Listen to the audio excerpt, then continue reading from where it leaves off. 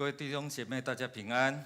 平安。我们早上一起来敬拜我们的主，我们一起站立，我们来敬拜。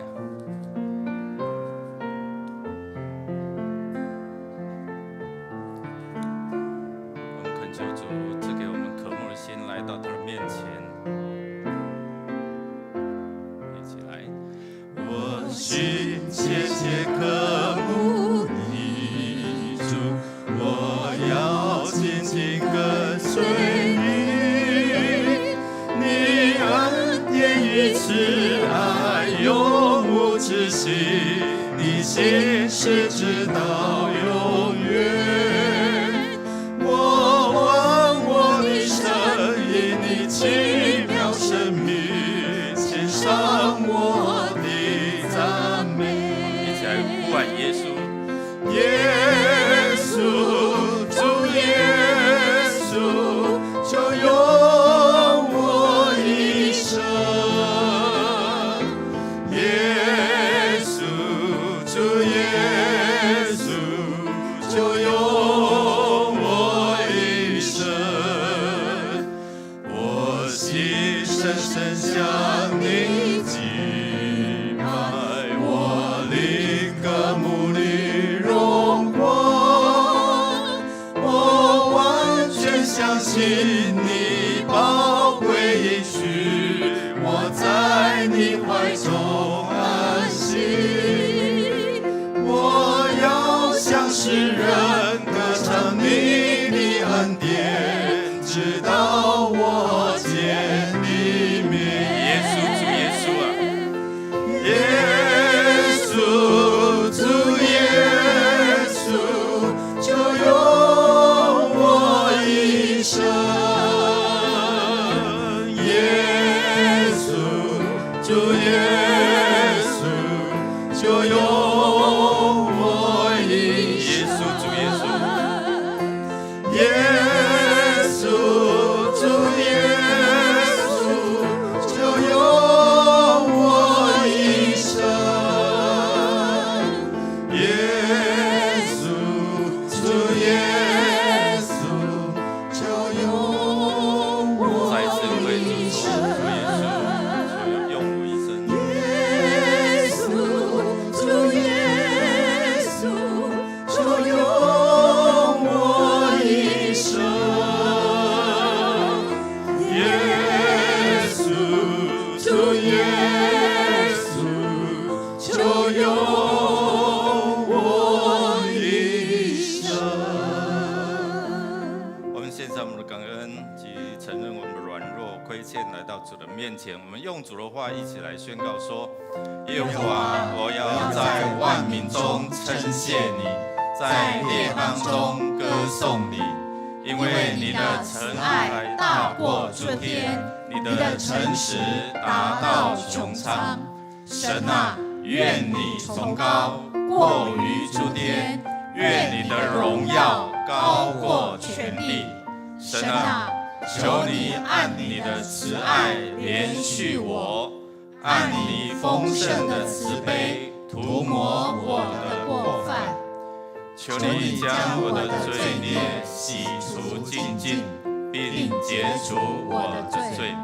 弟兄姐妹，我们要献上我们的感恩赞美这位神，这位上主是丰盛有慈爱的，他怜悯我们，他愿意赦免我们的过犯，他愿意借着耶稣基督的宝血来洁净我们一切的罪孽。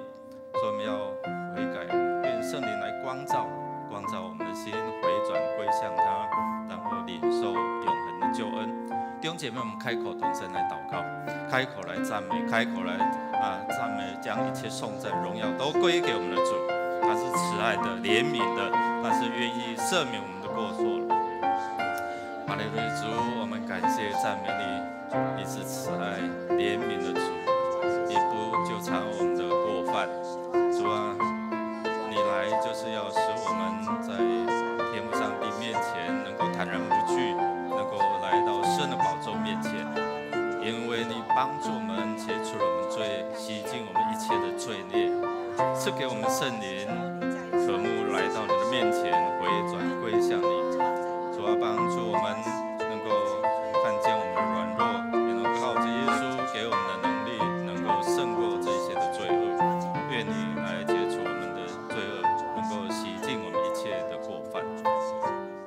亲爱的主耶稣，谢谢你，你来就是要帮助我们能够解除我们的罪，也能够坦然无惧来到天父神的宝座面前，为要得着天父上帝的怜悯慈爱。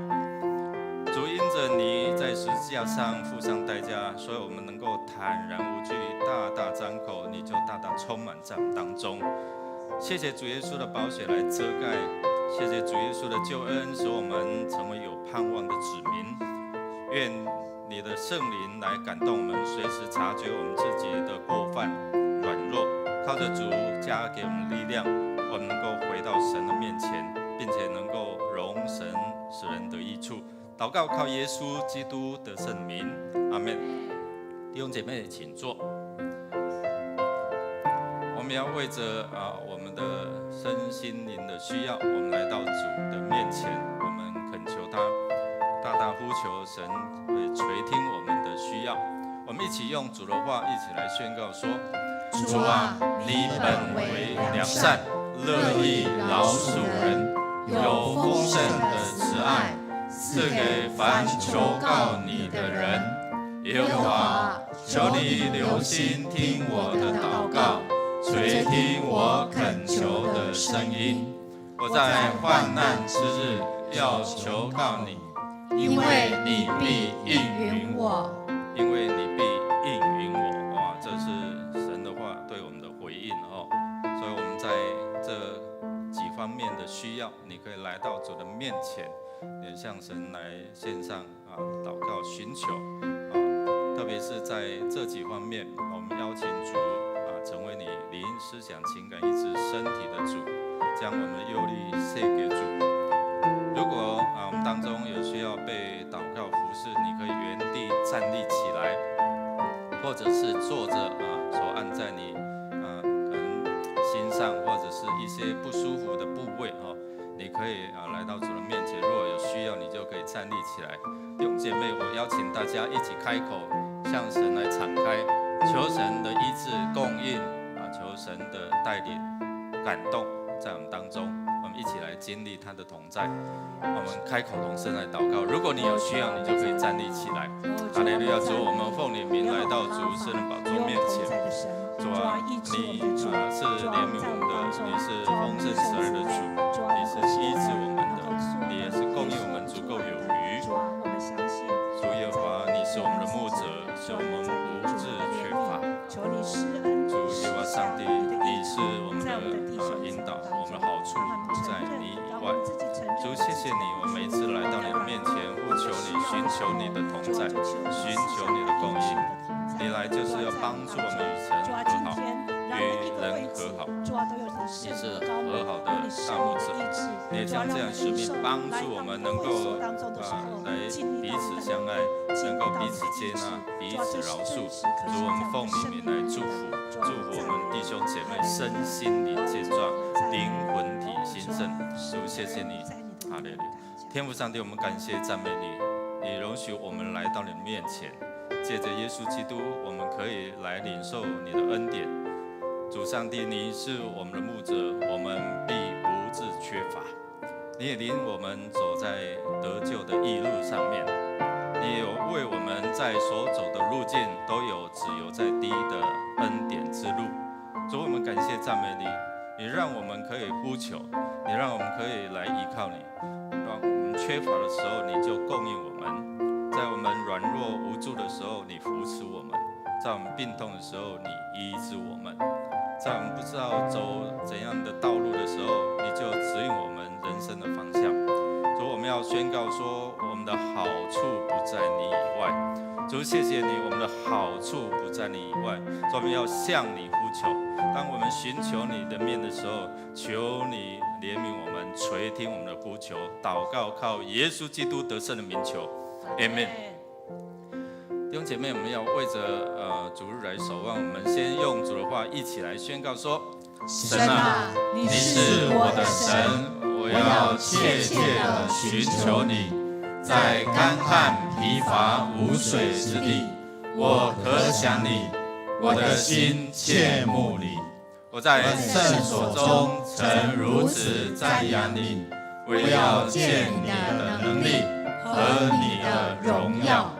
我们要为着我们主日的礼拜来祷告，我们一同为牧者、长子同工能够在本周参与各样的服事的当中，赐下属天的能力、权柄在我们当中。我们也为着个人跟主上帝之间有美好的关系我们来寻求他如入切木溪水。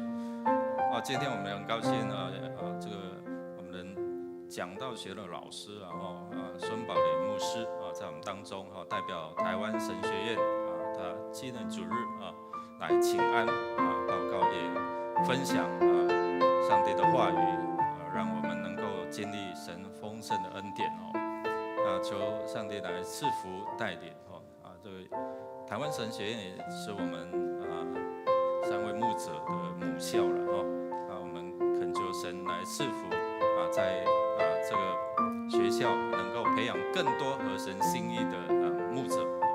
那我们也为着年底圣诞节相关的福音活动我们在12月25有音乐会这个是布道我们在星光三月在统领也有这些的合作来报佳音这些圣诞的活动。我们特别为了明年各部在各样的施工上的规划求主能够带领。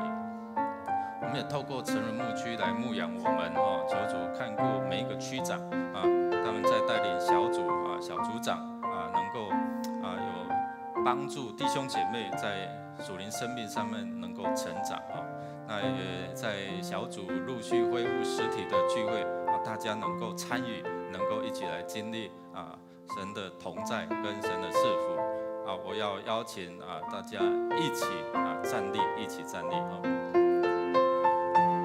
们一起来开口同声来感谢，来寻求来祝福，也来守望我们的聚会。我们开口同声来祷告。哈利路亚！主，我们来到你面前，我们一同聚集敬拜。圣灵求你来高抹我们，充满我们，开我们的心窍，让明白你的话语，能够照这样遵行，成为蒙福的人。主，我们感谢赞美你，今天早晨的敬拜，愿你在这边掌权作王，愿你在这边悦纳我们的敬拜在敬拜当中释向你的话语，在敬拜当中释向你的恩典。主，我们感谢赞美你，因为你慈爱直到永远，你的信实直到万代。谢谢主，也今天让孙宝莲牧师来到我们当中，能够分享你的话语。求你圣灵高抹他，充满他，让他所传讲的信息扎我们的心，也让我们知道如何迎接你的到来。主，我们感谢赞美你，天父上帝，我们感谢赞美你，在迎接主来临的日子，主我们献上我们的感谢，来到你的面前。愿你的话语成为我们脚前的灯，路上的光。愿你的话语充满我们，使愚顽人能够成为有智慧的。主啊，愿你的话语来指引我们进到你的恩典里面。主，谢谢你，让我们真的是为着这个主日来守望。我们邀请你在这边掌权，你的宝座设立，透过我们的敬拜，透过我们的渴慕。主，你降临在我们当中，你与我们同在，因为你是以马内利的主。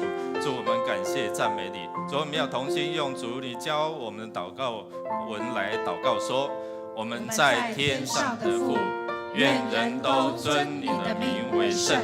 愿你的国降临，愿你的旨意行在地上，如同行在天上。我们日用的饮食，今日赐给我们，免我们的债，如同我们免了人的债，不叫我们遇见试探，救我们脱离凶恶。因为国度、权柄、荣耀，全是你的，直到永远。阿们。弟兄姐妹，我们要一起来经历神的恩典。因有一婴孩为我们而生，有一子赐给我们，政权必担在他的肩头上。他名称为奇妙策士，全能的上帝，永在的父，和平的君。我们要请圣灵主指示来点烛。我们要点燃的第一支蜡烛，这是预言之烛，是在提醒我们多年来人们一直在等待弥赛亚的来临。并期待上帝国能够得以建立。所以这个主日，我们用期待、用盼望，主来到我们的生命当中。我们一起来祷告。主，谢谢你，谢谢你，我们期待你每一天、每一时、每一刻，充满在我们的生命当中，与我们同在。因为我们离了你，没有办法做什么。主，你是我们生命的盼望，我们生命在你，盼望在你，力量也在你。愿我们在敬拜当中好好的敬拜你，按着神你的心意来敬拜你，按着主你的喜悦来敬拜你。愿你悦纳我们的敬拜。谢谢主垂听我们同心合的祷告，靠耶稣基督得胜的名，阿们。弟兄姊妹，欢迎回到神的家，欢迎回到神的家，我们一起再来敬拜，好不好？今天让我们更多敞开我们的心，我们欢迎圣灵来到我们当中，我们愿圣灵今天更多的来充满我们。哈利路亚！圣灵，请你来。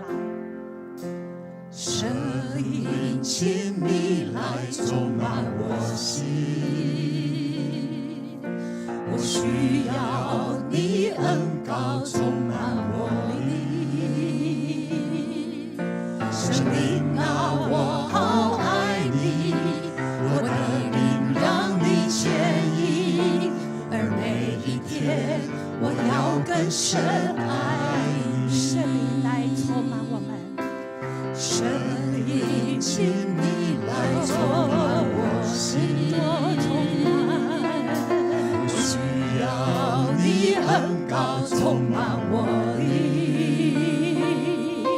圣灵啊，我好爱你，我的灵让你牵引，而每一天我要更深爱你。让我们来追求的主，我要追求你主，我将生命献给你，建议我更亲近你，你大能更新我里，无人能与你相比，主我仰望你的容颜，我敬拜你，在灵与真理里。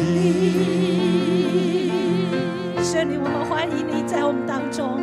圣灵，我们欢迎你更多的充满我们。主啊，让你的儿女敞开心来欢迎你的时候，主啊，你活在我们当中。主啊，带领我们四下平安喜乐，因为你在我们当中。让我们再一次更多的敞开我们的心，对圣灵来说，充满我们。哈利路亚。圣灵，请你来充满我心，我需要你恩膏充满我里。圣灵啊，我好爱你，我的灵让你牵引，每一天我要更深爱你，我要追求你主，我将生命献给你，牵引我更亲近你，你大能更新我里，无人能与你相比，主我仰望你的容颜，我敬拜你。弟兄姊妹，让我们更多再次说：主，我要追求你，我要追求你主，我将生命献给你，牵引我更亲近你，你大能更新我里，无人能与你相比，主我仰望你的容颜，主啊，在你的真实，主啊，我们继续来敬拜你，哈利路亚。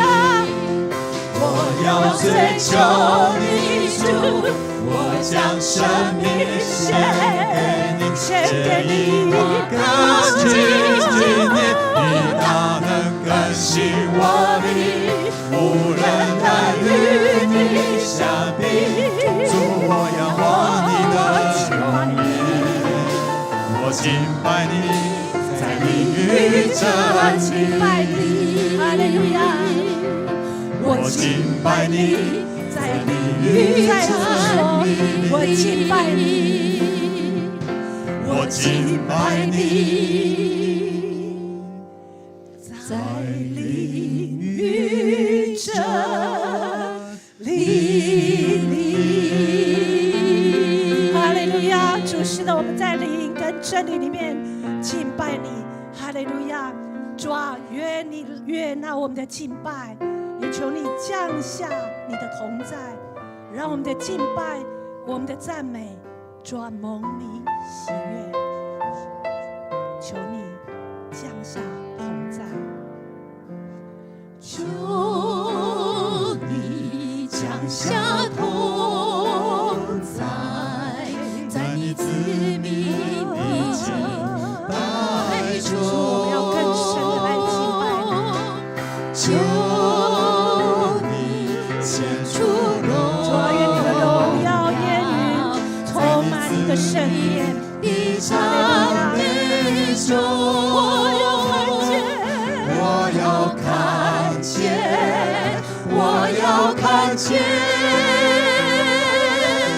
如同摩西看见你的荣耀。我要看见，我要看见，这时代要看见你荣耀。主，让我们今天在这里敬拜的时候，主，让我们也看见你的荣耀，看见你荣耀的同在，看见你的宝座设立在我们当中，看见你的荣耀的烟云充满每一个凡渴慕你的儿女身上。主，求你降下你的同在在我们当中。弟兄姊妹，再一次用心灵来渴慕寻求神，对主来说，哈利路亚。求你降下同在，在你子民的敬拜中，求你显出荣耀，在你子民的赞美中，我要看见。我要看见，如同摩西看见你的荣耀。主啊，看见你的医治，主啊，看见你的祝福。我要看见，这时代要看见你荣耀。我要看见，我要看见，如同摩西看见你的荣耀。我要看见，我要看见，这时代要看见你荣耀。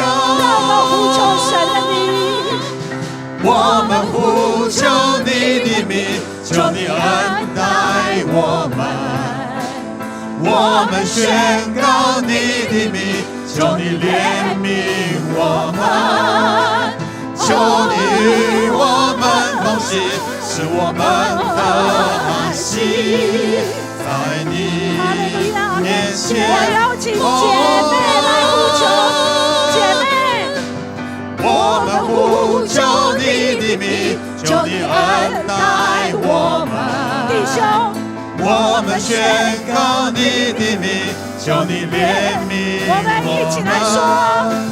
求你与我们同行，使我们的安息在你眼前蒙恩。我要看见，我要看见，如同摩西看见你的荣耀。我要看见，我要看见，这时代要看见你荣耀。见，我要看见，如同摩西看见你的荣耀，我要看见，我要看见，这时代要看见你荣耀，看见你的荣耀，这时代要看见我们这个时你代看见你的荣耀，这时代要看见你荣耀。哈利路亚！让我们把最大的掌声归给我们在天上的主神。哈利路亚！哈利路亚！哦，主啊，因为我们相信你的荣耀已经降临，你要使我们软弱成为刚强，使我们贫穷变成富足，好不好？我们用喜乐的心来宣告恩典已经降临。哈利路亚！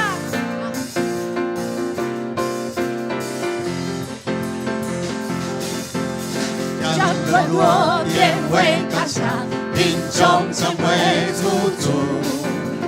瞎眼的看见，爱哭变为跳舞。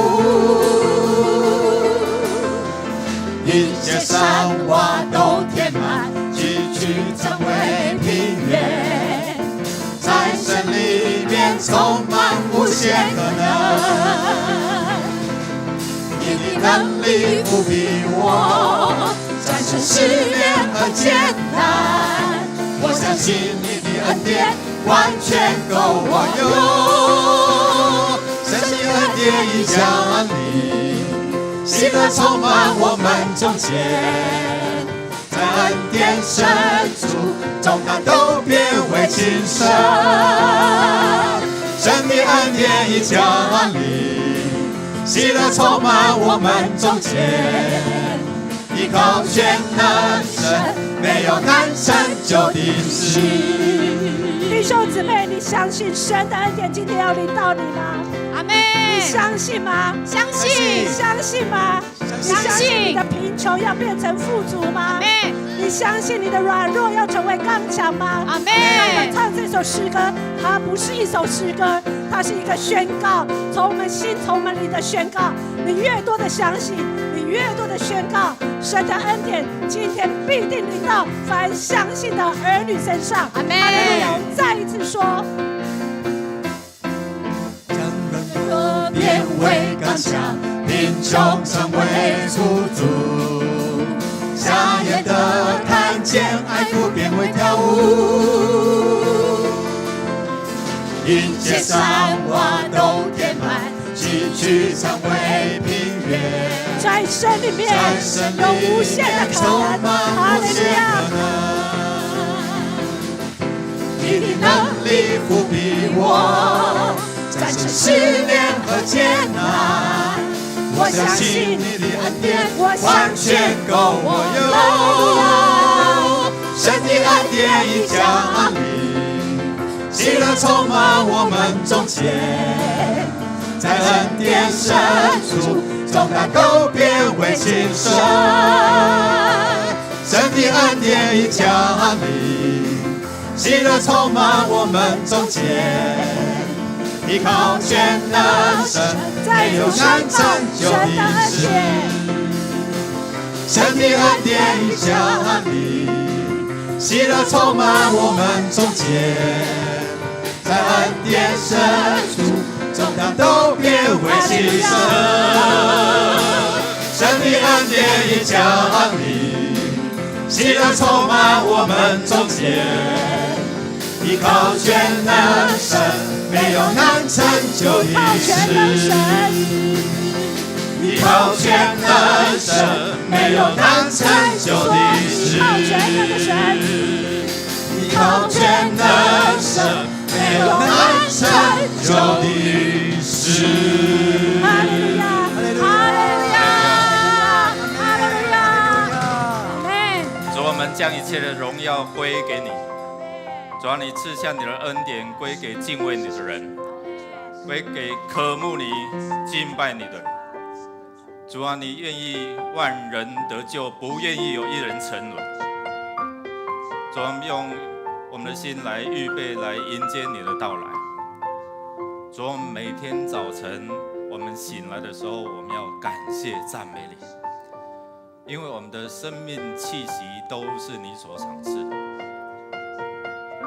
虽然在世上有苦难，但是主，你应许说，在你里面给我们的有平安，有永恒的盼望。谢谢主，当我们带着世上的劳苦重担来到你的面前的时候，帮助我们知道如何将我们一切的忧虑重担交托给主，帮助我们在我们灵里面能够与你相通，帮助我们在我们思想、情感、意志邀请主掌权作王。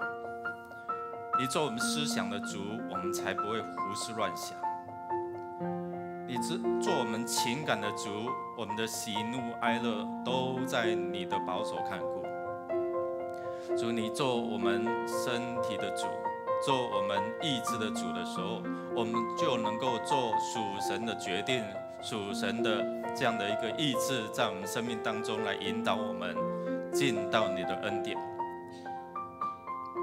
帮助我们开我们的心窍，领受你的话语，迎接你的到来。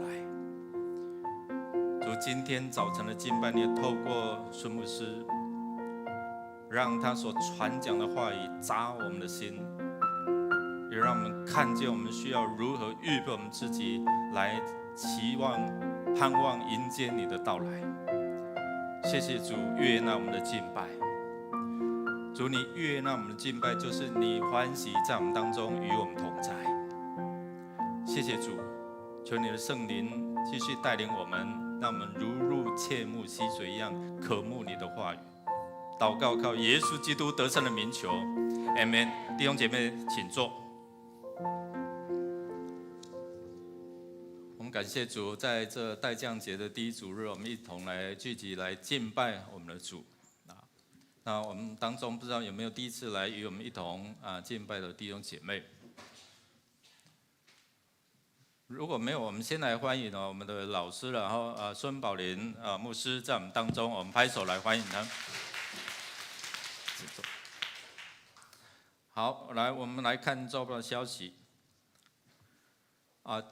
本主日是台湾神学院的奉献主日由我们神学硕博士班的主任孙宝林牧师来请安讲道来有报告弟兄姐妹关心我们神学院是特别在造就培养这一些的牧者所以刚才我已经有讲了，我们3位牧者还有师母也都是台湾神学院毕业的还有几位感谢主，透过这样的一个学校的栽培让我们能够在教会第一线来牧养愿上帝来帮助我们，因为我们随时也都回去再做一些的在职进修上次也参加讲道生活营就有孙牧师还有我们的那个蔡慈伦院长跟我们分享帮助我们更多来了解这世代的脉动那如何牧养。我们在明年的1月9号我们会举行明年第一次的圣礼典如果要报名受洗的弟兄姐妹把握住机会我们的生命真的是都是有限的那12月26号前向牧师或者是行政干事来报名。我们在12月5号也在第2场的礼拜当中举行长职及核心同工的就任。那我们这次有选出2位陈敏哲长老还有陈淑清长老，只是有全嘉玲简慧清，还有新的这苏新敏姐妹那我们在明年的和会还会补选2位长老还有3位的执事我们在祷告当中特别纪念让愿意被神来使用的拣选他们成为神的器皿。那下主日我们召开长执会那就是还有召开小会请新任跟原任的小会员一定要参加。那这是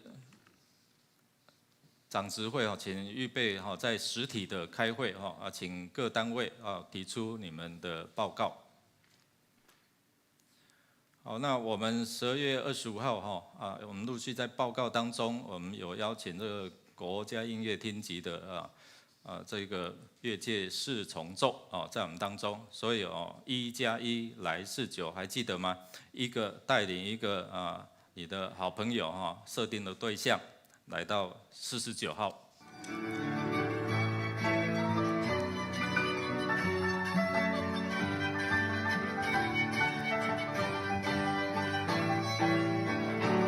我们这个演奏的这些的演奏家会透过这些的音乐来跟弟兄姐妹对话。那这当中牧师也会有短讲分享。我们透过这个音乐会，不是只有纯粹听音乐，就是把人带到上帝的面前，用各样的方法来到神的面前，让他们同得福音的好处。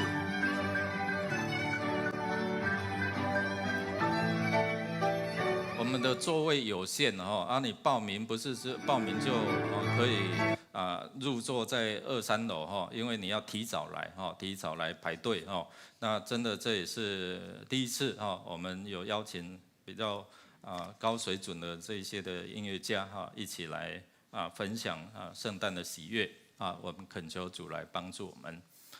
好，那这个参加的须知就我们自己看一下那你请会友向小组长来登记那由小组长统一跟我们的主任干事来报名那一个会友可以邀请一个新朋友你不要邀请5个10个，你照顾不来了所以请弟兄姐妹注意我们的服装仪容不要穿短裤拖鞋来那我们在2楼、3楼很抱歉因为怕影响到整个这样的一个演奏的品质所以我们12岁以下的孩童我们不开放入座，我们可以到4楼或者是7楼。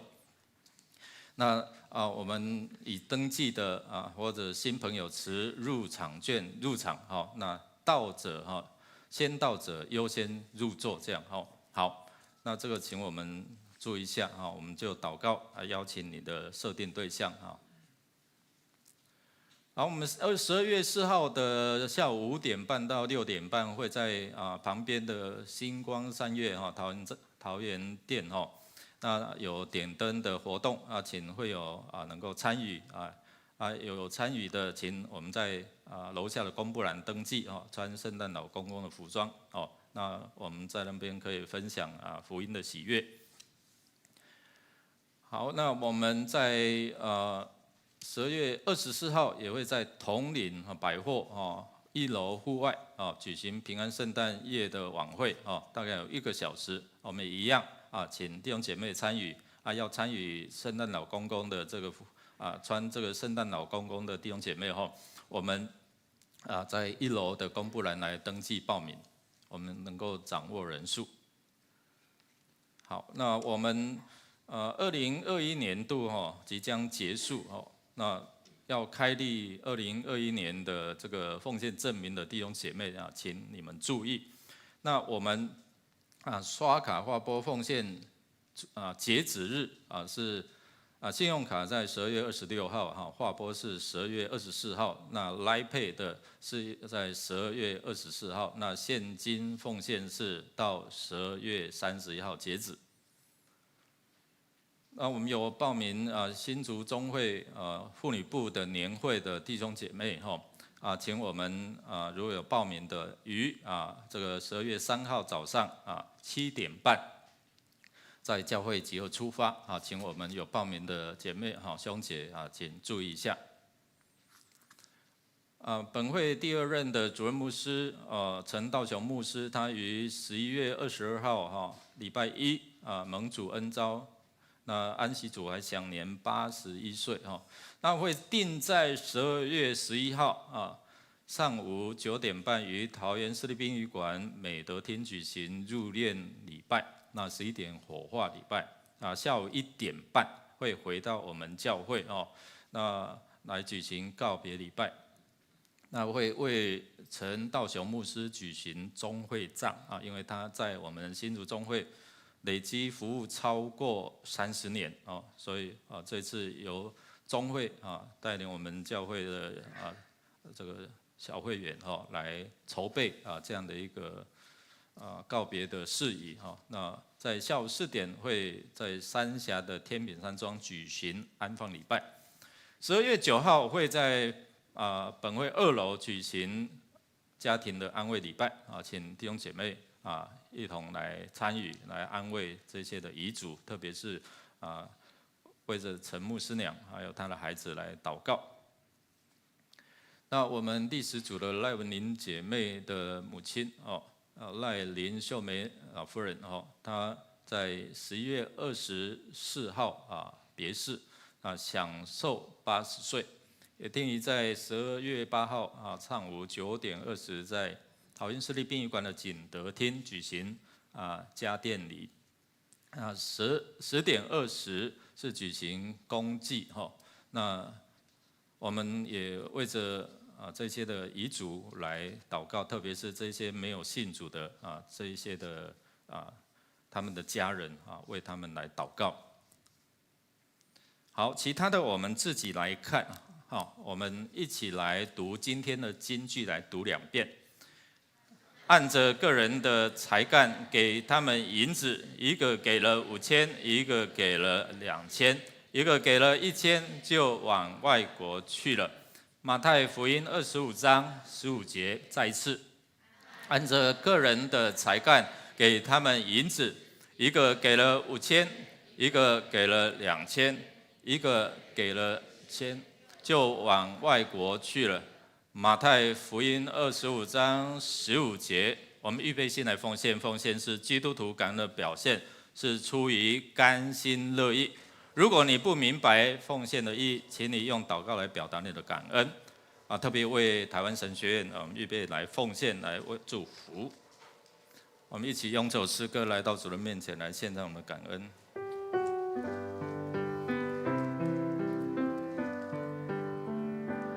献上感恩的心，归给至神全能神，因他赐下独生子主耶稣基督，献上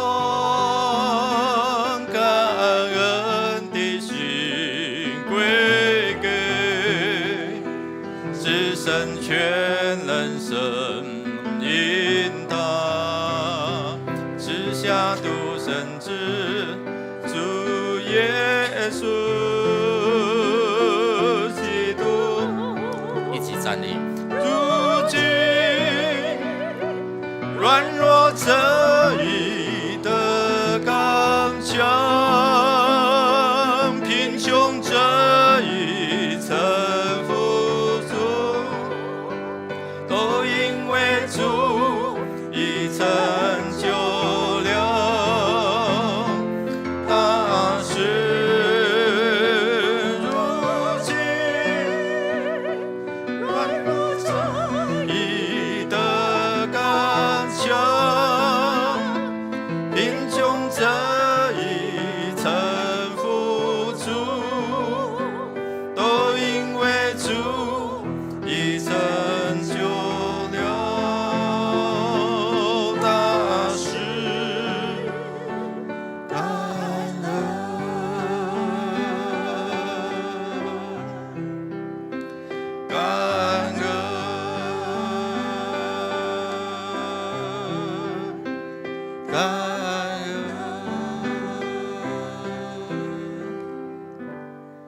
慈爱的天父上帝，赞美你的名，因你配得至高的荣耀，你有尊贵权柄在极荣美的宝座。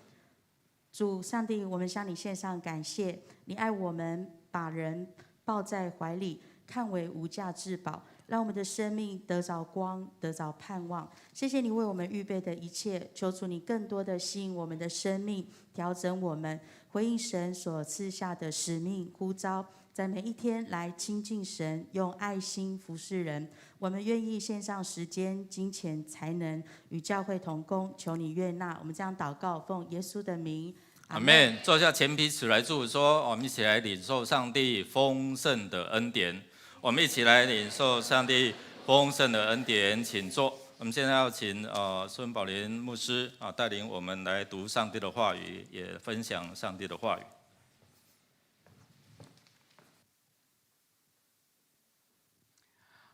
好，各位弟兄姐妹平安。那我们先一起来读上帝的话语，是在马太福音的25章14节到31节，我们一起来读。天国又好比一个人要往爱国去，就叫了仆人来，把他的家业交给他们，按着个人的才干，给了他们的银子，一个给了5000，一个给了2000，一个给了1000，就往外国去了。那领5000的，随即拿去做买卖，另外赚了5000。那领2000的也照样另赚了2000，在那领1000的去掘开地，把主的银子埋藏了。过了许久，那些仆人的主人来了，和他们算账。那领5000银子的，又带着领另外的5000的来说：“主啊，你看我5000银子。请看，我又赚了5000。”主人说：“好，你这又良善又忠心的仆人，你在不多的事上有忠心，我要把许多事派你管理，可以进来享受你主人的快乐。”那领2000的也来说：“主啊，你交给我2000银子，请看，我又赚了2000。”主人说：“好，你这又良善又忠心的仆人，你在不多的事上有忠心，我要把许多事派你管理，可以进来享受你主人的快乐。”那领1000的也来说：“主啊，我知道你是隐士的人，没有种的地方要收割，没有散的地方要聚敛。我就害怕，去把你的1000银子埋藏在地里。请看，你的原银子在这里。”主人回答说：“你这又恶又懒的仆人，你既知道我没有种的地方要收割，没有散的地方要聚敛，就当把我的银子放给兑换银钱的人。到我来的时候，可以连本带利收回。夺过他1000来，给那有10000的，因为凡有的还要加给他，叫他有余；没有的，连他所有的也要夺过来。把这无用的仆人埋在外面的黑暗里，在那里不要哀哭切齿了。”在进入今天的信息之前呢，我想我要代表台神的董事长罗荣斌牧师，还有我们的校长蔡慈伦校长，向各位问安啊。那么过去1年或者2年，其实很不容易啊，整个世界都不容易。但是呢，上帝的恩典还是承载我们经过这些艰难的日子。不仅仅是神学院，我想众教会啊，以及我们每一个人都是一样。特别对神学院来讲呢，各位的祷告、各位的同行、各位的奉献，都是非常非常的感激的。所以呢，今天除了带来的2位的问安之后呢，我想也分享一个的短片，也可以让大家知道呢，在过去那么艰困的1年的里面呢，上帝是怎么样带领我们、祝福我们。现在我们一起来看看这个短片。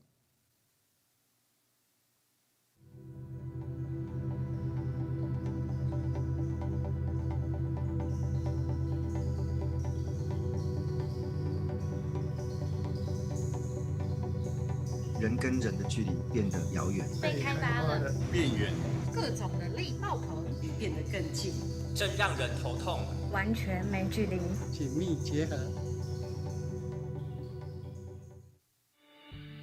去年疫情爆发以后，学校改善真侪视听设备，因为有提前准备，互阮会通伫今年5月份忽然间升到3级警戒时，会通平顺面对。今年的毕业典礼伫开课礼拜堂中间，阮用特样的方式传达听的信息，分享师生温暖的祝福，并提醒毕业生毋通袂记得上起初的呼召。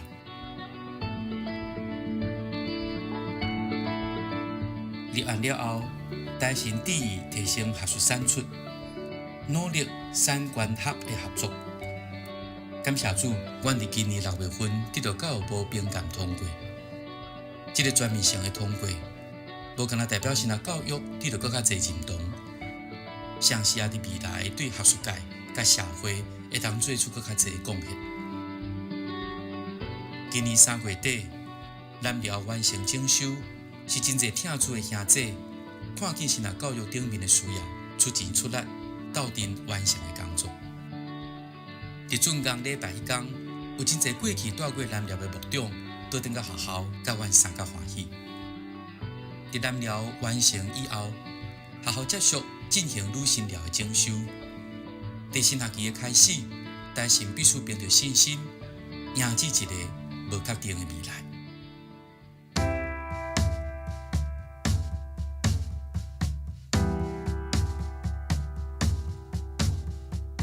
今年的疫情对台湾教会来讲是真大的挑战。当主日礼拜所有的聚会，甚至是婚礼、丧礼，只有会当以网络来进行的时，你打破了咱伫教会生活的惯势，重新思考教会存在的目的，也互咱重新操练伫信仰中上基本，却也是常常互人忽略的实践，就是专心较无上帝的话，真实的敬拜甲祈祷，并且甲主内兄弟姊妹三夫妻三结连，真实过基督徒的团体生活。这互咱想起一句话讲，这是上歹的时代，也是上好的时代。当然，今年的疫情也互新学院的经费面对上大的考验。新学院会当继续培养教会未来的侍奉者，若无地方教会兄弟的奉献，实在无法度达成。阮非常需要你的奉献。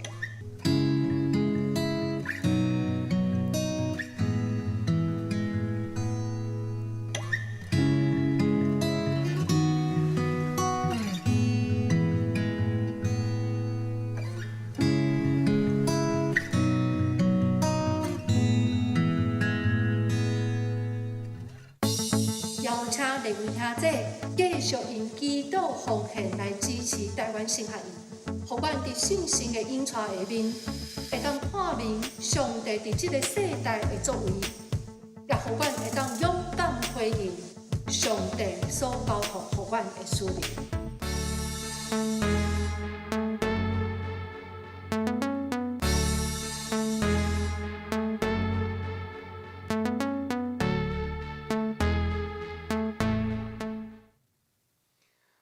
上帝带领和赐福台湾神学研究学院，上帝借着众弟兄姐妹、众教会赐福于我们，所以敬请各位继续在祷告里面也实际与我们同行，帮助我们。在今天我们读过这段经文，我猜想在教会里面久的弟兄姐妹应该非常熟悉这段经文，这个比喻。我没谈到这个经文这个比喻的时候呢，就马上想到恩赐或是才干，甚至呢我们的和本圣经的分段呢，把它说成是才干的比喻，或是说恩赐的比喻。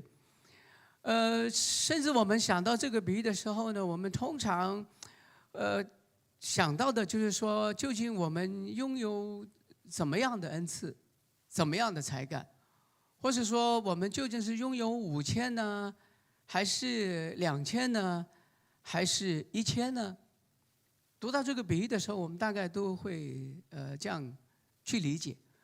我想这个讲法呢，是挺好的，至少它会帮助我们思考一下，我们究竟是忠心的服侍呢，运用恩赐呢，还是把恩赐埋藏在地里呢？这是一个挺好的提醒。但是我在想，我们这样解释这个比喻的时候，理解这个比喻的时候，有没有可能忽略了这个比喻有一个挺重要的一个的角度？这个角度就是，比喻讲的其实并不是你跟我拥有什么恩赐，多少恩赐。这个比喻的重点并不在于你跟我拥有什么才干，多少才干。不在于究竟你是5000，还是2000，还是1500、200、100，不，也许这个比喻的重点呢是在于给予恩赐的那一位的主，或是说在这个比喻里面，这个比喻关键的核心其实是那一位家主。这个比喻邀请我们去想、去思考的，或者回应的。就是这位家主，就是我们的上帝。我们如何迎接我们的上帝呢？究竟我们怎么看我们相信的上帝？我们怎么理解我们的上帝呢？回到这个比喻吧，究竟几位的仆人如何的理解这位的主人呢？或是说这个主人是一位怎么样的主人呢？那这是挺关键的问题啊。在比喻的第15节下半呢，他就说，主人是按着仆人的能力给予他们财富的，一个给5000，一个给2000，一个给1000。那这一句呢，我们常常读过就读过了，也许我们忽略了，里面有一个挺重要的一个意思，就是说，主人是非常了解仆人的，对吗？不然怎么会给一个5000，一个2000、1000呢？如果不了解仆人的话，大概就是都一样嘛。他非常的理解自己的仆人的，所以一个给5000，一个给2000，一个给1000，不按着他们的能力。这是比喻里面我们忽略，但是今天早上我们知道了。那第二个呢，我们可能不太理解的就是为什么他会给那么多给他的仆人呢？那我们在读的时候呢，5000、2000、1000，大概大家未必感觉到他给了很多啊。5000台币有多少呢？一顿饭也差不多了嘛哈。如果说2、3个人去吃一顿饭的话，5000一下子就不够了。那1000就更不用说了。所以5000大概有多少呢？那以前的翻译呢是5他连得、2他连得、1他连得。那就更玄了，他连得是什么呢？我们都完全没有概念，对不对？那所以呢，就翻译圣经的人把它翻成5000、2000、1000，就是他连得我们不知道是什么。其实他连得是重量的单位，重量的单位。5他连得重量的银子，2他连得的银子的重量，等等等等。但是呢，说他连得银子呢，我们其实也没有非常的清楚。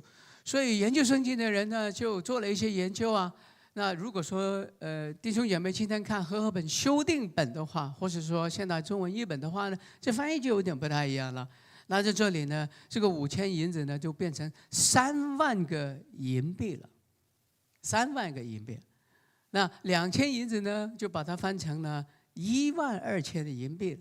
那么1000的呢，就把它翻成6000个银币。3万。12000， 6000，也没有很多嘛，当然是一个数字了。但是3万台币能够做什么呢？吃几顿饭啊？但是呢，至少有摩托车也买不到，所以大概也没有很多。我们读这个经文的时候呢，没有办法帮助我们理解这位的主人是怎么样的主人，所以。研究圣经的人呢，就在深入的去研究跟理解啊，这是为什么神学教育很重要的缘故了哈。像我要告诉大家，3万个银币大概是多少钱了啊？那个时候一个人一天的工资是1个银币3万个银币呢，就是80年的工资，多吧？很多啊。2000个银币呢，就是30多年个工资。那1000个的银币呢，12000，这个6000个银币呢，就1000银子呢，就16年的工资。那大家有点感觉了吧？第一个仆人来到主人面前，主人给他80年的工资；第二个仆人来到主人面前，给他30多年的工资；第3位仆人来到主人的面前，给他16年的工资。有没有一点感觉？这个主人好可怕，慷慨的有点可怕，好吧？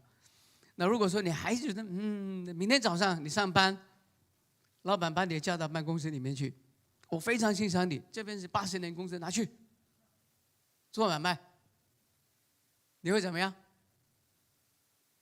你会怎么样？你大概会拿那个探测温度计，看看他有没有发烧，是不是有点问题了？怎么那么大的那个的数量可以拿出来呢？这是一个怎么样的主人呢？他不是有病呢，他大概就是非常非常的慷慨，简直是一位奇异的主人，可以给仆人80年的工资、30几年的工资、16年的工资，一下子就给，非常的慷慨，非常的慷慨的一位主人。那读到这里呢，我们就会想想，究竟仆人是怎么看这个主人的呢？同样的啊，我们在这个经文非常的熟悉这个比喻，也许我们听了很多遍了，但是，听了很多遍的时候，我们大概就忽略了一些挺有意思的东西。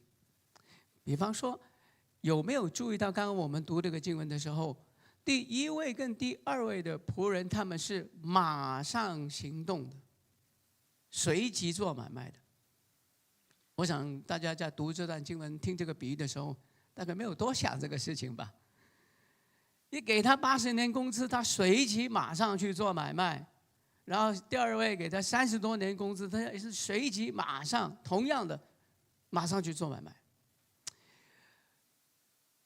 如果说明天你上班，老板给你80年工资，30多年的工资让你去做买卖，你能不能够马上做买卖呢？我看不行吧。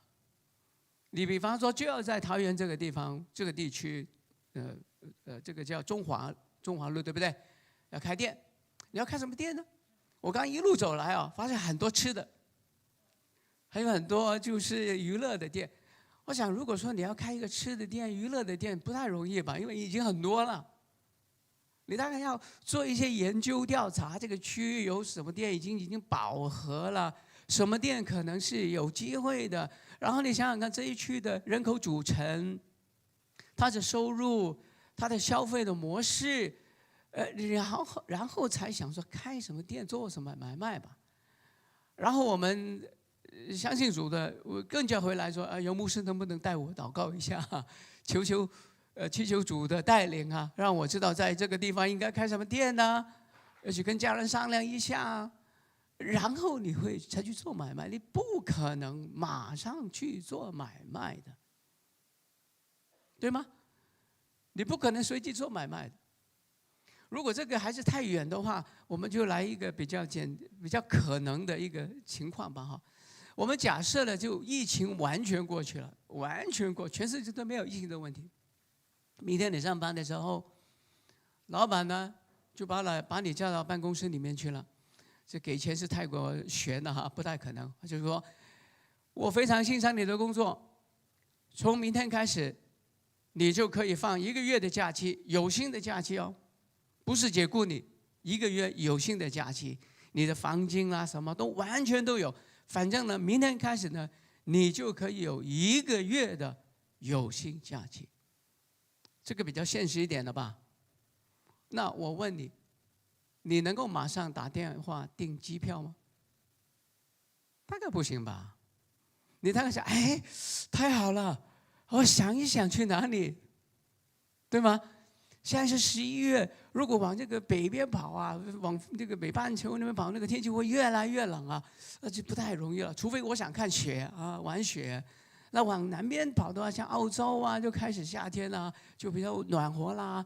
啊，当然我要不要去暖和一下呢？或者这个旅行究竟我要看风景呢，还是看文化呢，还是常吃的东西呢，还是看朋友呢？你都要想一想吧。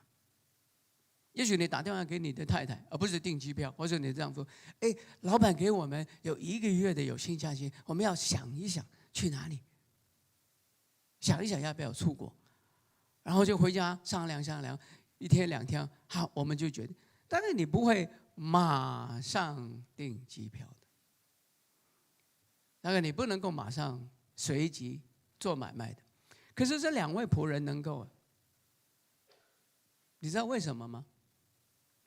我想唯一一个理由，这2位仆人能够马上随即做买卖的，是因为他们相信主人是很了解他们的。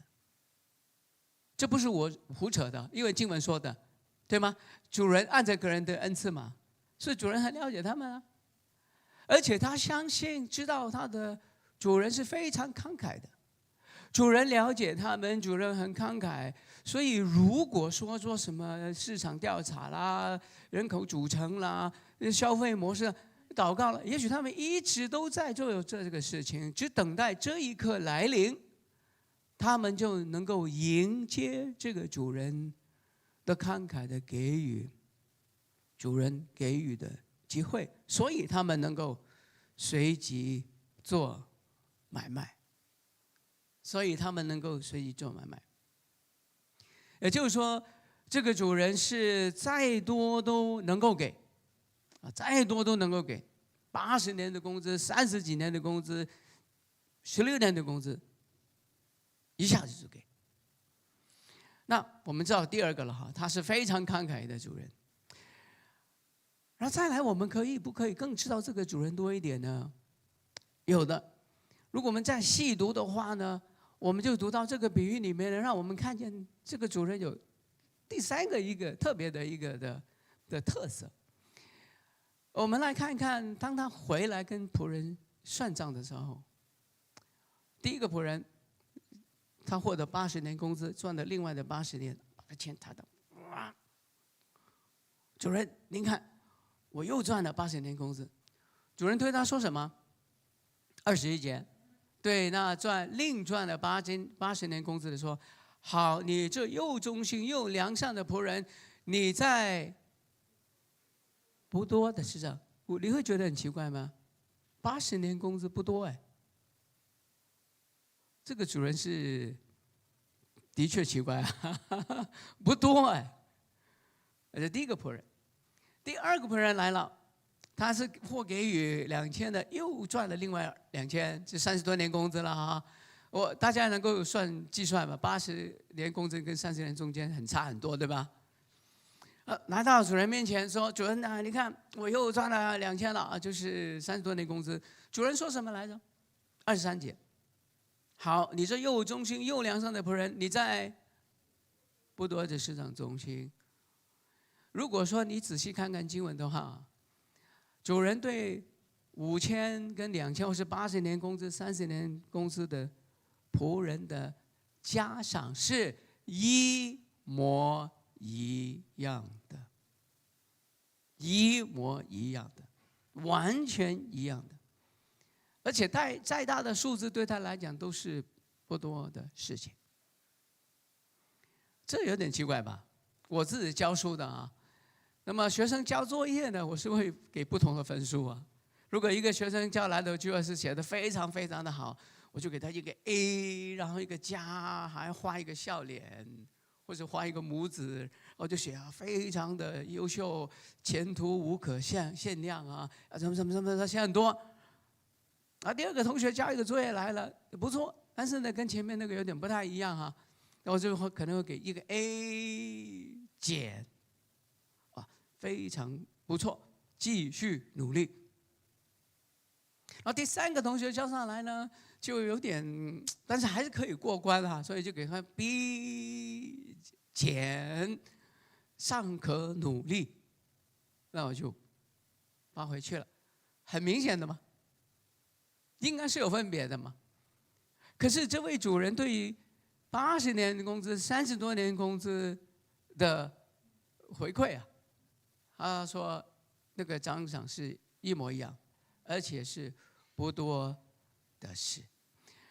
所以看起来这位主人是再多他都能够给，他是非常慷慨，再多都能够给。但是呢，他也是挺特别奇异的哈，再少对他来讲都没什么，因为2000跟5000比没什么分别，因为再多都是不多的事情，这个落差对他来讲并不重要。那他看重什么呢？他看重的事物就是忠心良善。他看重的就是仆人能够忠心良善的回应他所给予的机会。那第3个仆人呢，就不一样了。第3位仆人呢，他就把钱埋在地里，理由很简单。前面的2个仆人呢，没有多讲，只是用行动来表达他们对这个主人的理解的信念。第3个仆人呢，他这个开口讲话，把他心目中那个主人的讲白了。他说：“主啊，我主人呢？我知道你是一个忍心的人，没有种的地方你有收，没有散的地方你有敛，我就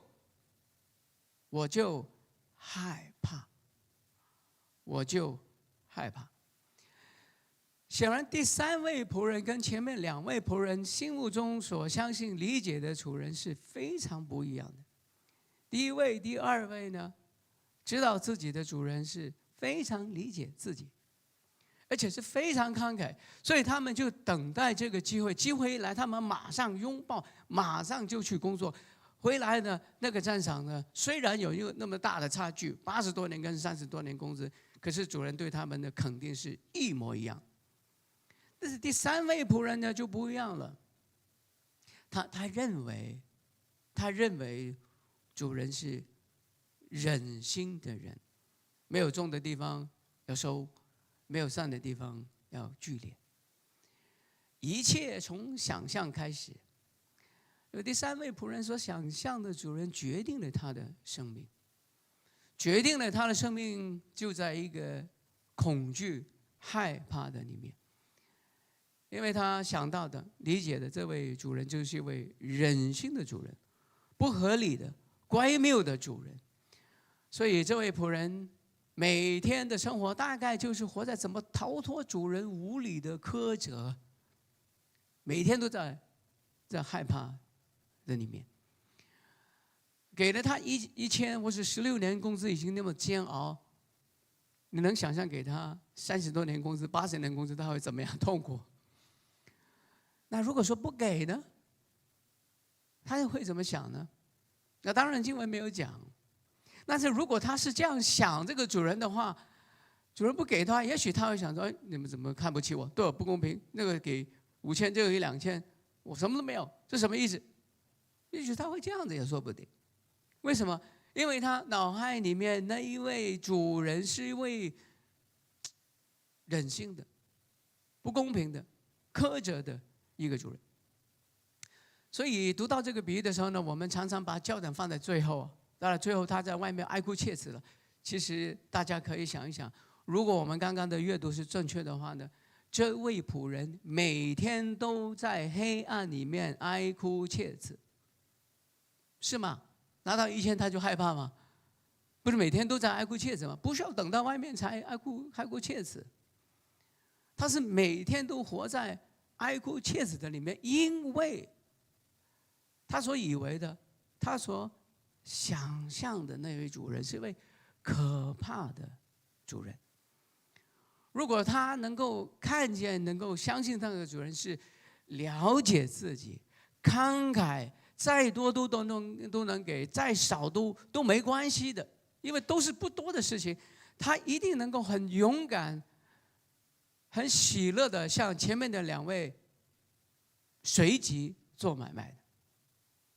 所以我们可以合理的去推想哈，这位1000的仆人也去做买卖了，他也赚了1000，来到主人面前，哎，主人您看，我有另外的赚了1000，根据经文，你猜主人会怎么跟他讲？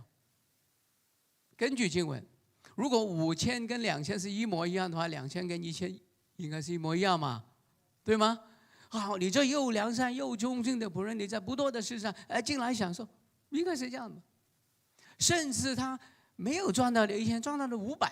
主人，你看我去干了，非常努力，不过呢没有1500，大概主人也会这么说。好，你这又良善又忠心的仆人，你在不多的事上忠心，因为80年的工资对他来讲是不多嘛。甚至我猜想，如果说主人我做了，可是不行，只有1000，没有办法挣到钱，主人还是会说主啊，你这又良善又忠心的仆人。可是没有，这位仆人把钱埋在地里，为什么？因为他害怕。为什么？因为他想象的，他以为的，是相信的，是一位可怕、不合理、乖谬的主人。关键在于他怎么样看他主人，关键在于我们怎么看我们以为周遭的人，我们怎么看，怎么以为会影响我们的生活的。我记得我的一个朋友也是教圣经，在香港啊，他跟我分享他年少的时候一些经历。他家里面4个男生，4个兄弟，他是老幺。小时候的4个男生在玩的时候呢，父亲呢总是呢就是找他，他是老幺啊，这阿强就过来，阿强带我到街上去买一份报纸，给他1毛钱，那个时候1毛钱一份报纸哈。那他就呢跑到街上呢就买报纸，可是他心里面非常的不甘愿，为什么呢？要玩的正乐的时候，就把他差使出去了，所以他心里面不高兴。但是没办法，父亲叫了，所以他就去了。好了，把报纸买回来以后呢，就继续玩了。这样才没有玩多久呢，父亲又叫他阿强过来，又给他1毛钱，到街上去替我买一个面包。他说啊，为什么不叫哥哥呢？哥哥都比我大，对不对？他们跑动也比我灵活，为什么要找我呢？觉得爸爸很偏心，要找他麻烦，所以非常的不高兴。阿强呢就回到教会呢，就跟团契里面的导师啊，那些哥哥姐姐来诉苦了。他说：“我觉得父亲好像很偏心，对我呢总是呢很多麻烦啊。我们玩的正乐的时候呢，他就给我差事，他觉得父亲对我不好。那导师呢就跟他讲说：阿强，你有没有想过，你的父亲其实是很疼爱你啊？他说为什么？他喜欢逗你嘛。那每一次你没有想，你把报纸交给他的时候，他拿着这笑笑捏捏你的脸庞；你把面包交给他的时候呢，他拍拍你的头，摸摸你的肩膀。其实你的父亲想逗你。想跟你有互动，他是疼你啊。那阿强呢就想着，有道理啊。那一天开始呢，他跟哥哥们在玩的时候呢，他就不断的看父亲会不会叫自己啊。他很期待父亲叫自己。我们怎么样想象，怎么相信，会影响我们跟别人的生活跟互动。我们怎么想，怎么相信，会影响我们信仰的生活。会影响我们怎么活在上帝的心意，或者说不活在上帝的心意的里面。我们怎么想，怎么相信，是会影响我们的。但是聪明的弟兄姐妹可能也会有一个问题，他说：“老师，你这样讲是不是有一点自我催眠呢？是不是有点阿 Q 啊？你想的不见得就是你所想的，无论是怎么好，不见得就那么好啊。人与人之间特别复杂的关系。”不是你以为那么美就那么美的。那我们今天早上呢，就割下人际关系比较复杂的那种面向，我们就不讲这个，我们就讲信仰。我们就讲信仰。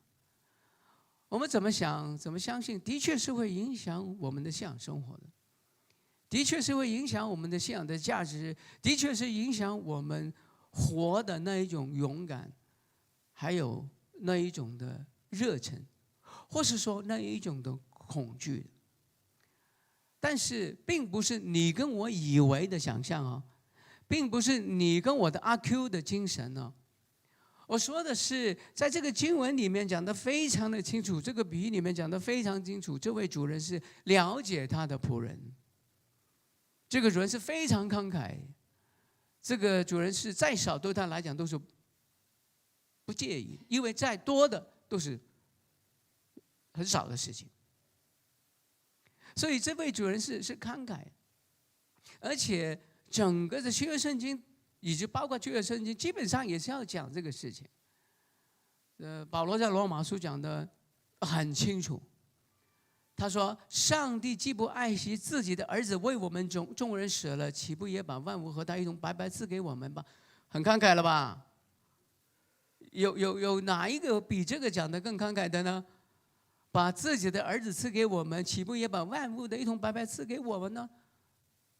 不是我们阿 Q 的自以为是的想，是圣经讲的非常的清楚，我们的上帝是位慷慨的上帝，所以没有什么事情可以再控诉我们、拦阻我们的。保罗接着说：“谁能控告上帝所拣选的人呢？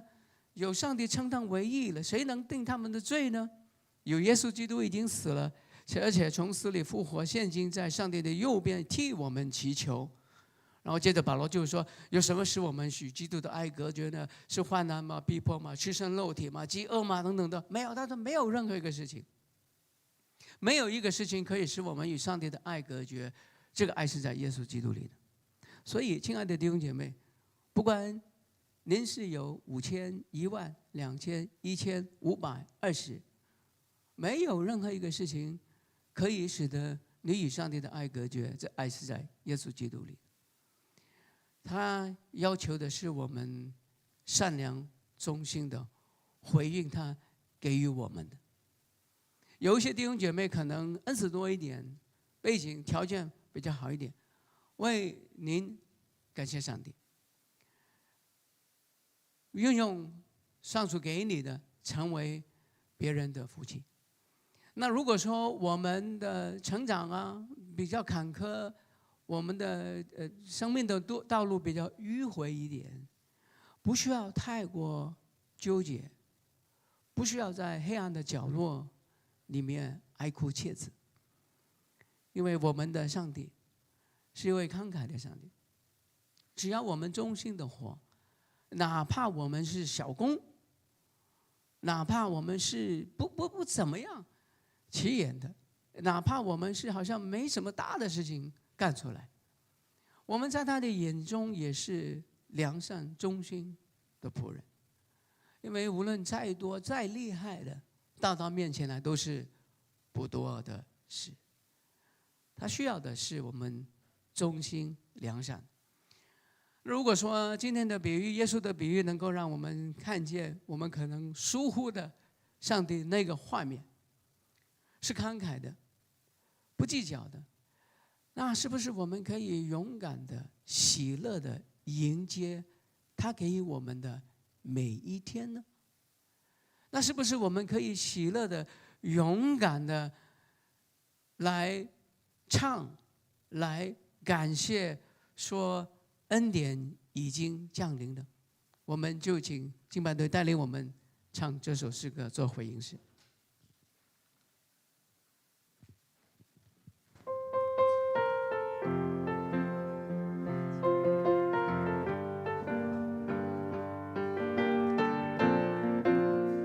让我们一起回应，将软弱变为刚强，一起起立。将软弱变为刚强，贫穷成为富足，瞎眼的看见，爱哭变为跳舞，一切山洼都填满，崎岖成为平原，在神里面充满无限可能，你能力扶庇我试炼和艰难，我相信你的恩典完全够我用。神的恩典已降临，喜乐充满我们中间，在恩典深处，重担都变为轻省。神的恩典已降临，喜乐充满我们中间，依靠全能神，没有难成就的事。哈利路亚！神的恩典已降临，喜乐充满我们中间，在恩典深处，重担都变为轻省。神的恩典已降临，喜乐充满我们中间，让我们依靠全能神，没有难成就的事。依靠全能的神，依靠全能神，没有难成就的事。依靠全能神，没有难成就的事。我们同心祷告，愿圣灵开启我们的眼睛，能够认识、看见、相信我们的上帝是慷慨的父上帝。